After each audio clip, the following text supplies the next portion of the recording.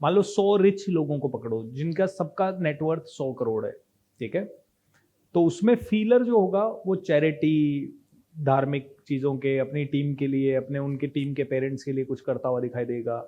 जो इंट्यूटर होगा वो नई नई चीज़ें टीम को एक्सपीरियंस करवाता हुआ दिखेगा।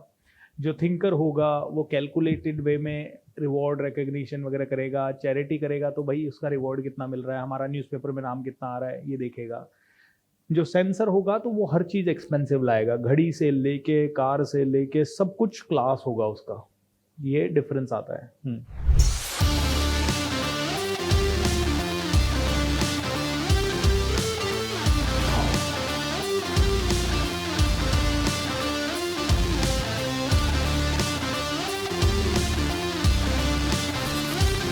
Hello sir. हम्म सर मेरा क्वेश्चन ये है कि अगर हम एक टीम बनाते हैं हम्म 100 लोगों की, हम्म तो कितने लोग कौन सी पर्सनालिटी के होने चाहिए एक टीम के अंदर? ऑब्जेक्टिव क्या है उसके ऊपर डिपेंड करेगा। जो हमारा बिजनेस है बिल्डर एंड डेवलपर का, उसके हिसाब से। तो जब भी आपका ऑब्जेक्टिव होता है तो उसमें देखिए अकाउंट्स वगैरह या पॉलिसी बनाने वाले, प्रोसेस बनाने वाले, एचआर के पर्सन्स, वो लोग जो हो सकते हैं वो आपके पॉलिसी मेकर्स सारे के सारे थिंकर हो सकते हैं। वो 4 हो सकते हैं, 10 हो सकते हैं। अकाउंट्स, फाइनेंस, सारा थिंकर होना चाहिए, क्योंकि थिंकर होगा तभी वो हर एक अकाउंट का रिकॉर्ड रख पाएगा। जहाँ बात आती है रिजल्ट तुरंत लाने की, कैसे भी साम दाम दंड भेद रिजल्ट लाने की, तो सेंसर लोग होने चाहिए। ऑलराइट, जहाँ पे क्रिएटिविटी की, नई नई सोच की, नई नई चीज़ों की बात आती है तो फिर हमारे पास थोड़ा इंट्यूटर, डिज़ाइनिंग पॉइंट ऑफ व्यू है ना इनसे।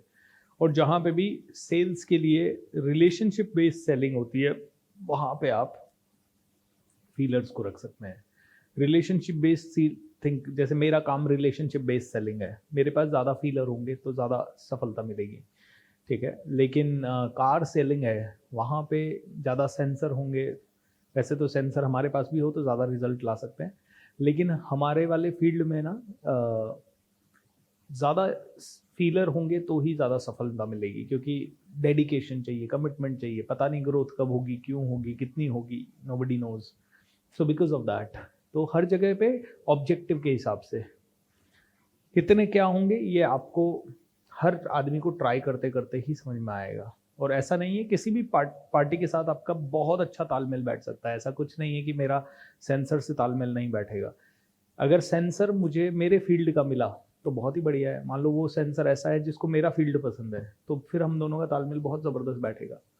तो कोई भी इंसान आपके साथ तालमेल बैठा सकता है, क्योंकि हर इंसान का इंटरेस्ट लेवल अलग हो सकता है। ऐसा नहीं है कि फीलर है तो वो कभी अचीवमेंट कर ही नहीं सकता। जैसे मैंने बताया, फीलर भी अपनी हाईएस्ट लेवल की फीलिंग को यूज़ करे तो वो किसी भी फील्ड के टॉप पे जा सकता है।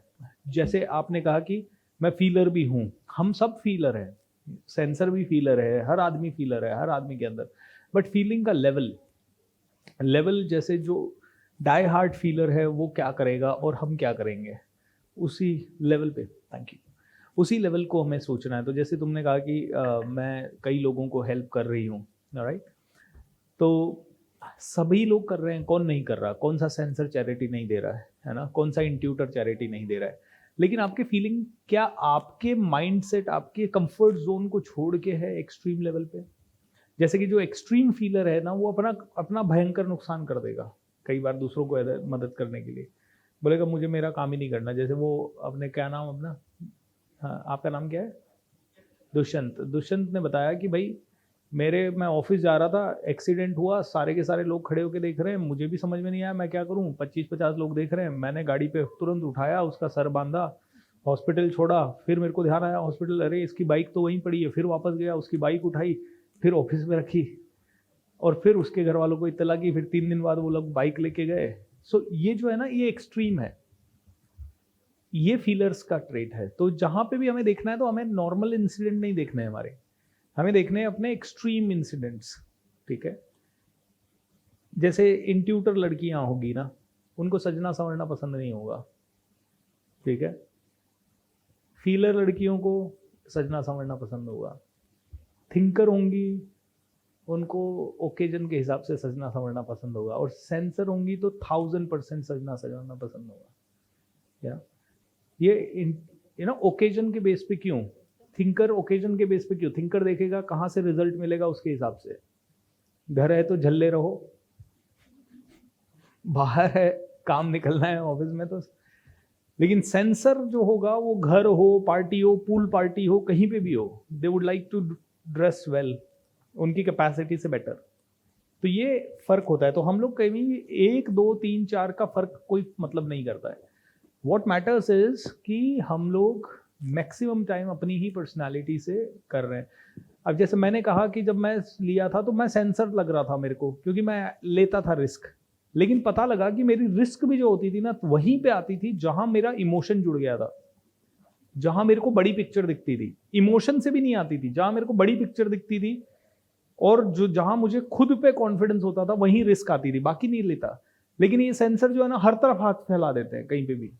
सेंसर्स का सबसे नेगेटिव पॉइंट जो है, वो 5 जगह पे हाथ डाल देंगे बिना सोचे समझे, फिर सब जगह फंस जाएंगे। ये सेंसर का नेगेटिव पॉइंट होता है। उनको लगता है, मैं तो उनका ओवर कॉन्फिडेंस ऐसा होता है मैं सब कर लूंगा। तो मैं ऐसा नहीं हूं कि सब कर लूंगा, मुझे नहीं आता सब। मैं बहुत सोचूंगा, लेकिन मेरे को बड़ी पिक्चर कहीं दिखी तो फिर मैं तुरंत हाथ डाल दूंगा। तो फिर मेरे को जब ये चीजें और डीप में समझ में आया, तो मेरे को समझ में आया कि नहीं, यही है मेरी पर्सनैलिटी। मैं नहीं हूं ऐसा। मैं नहीं हूं कि किधर भी कूद गया, किसी के भी मैटर में कूद गया, किसी भी लेवल पे कूद गया, कुछ भी काम हाथ में ले लिया, पैसे कमाने के लिए कुछ कर लिया, नहीं। तो जनरली हमारी पर्सनालिटी को हमें थोड़ा आइसोलेट करके देखना है कि हाँ, फीलर तो है, लेकिन एक्सट्रीम फीलर में और मुझ में क्या डिफरेंस है। ओके, अपना कोई दोस्त है क्या जो एक्सट्रीम फीलर है, हाँ, उसमें और मुझ में क्या डिफरेंस है। तब आपको धीरे धीरे क्लैरिटी आएगी, हाँ यार, वो तो मैं नहीं हूँ।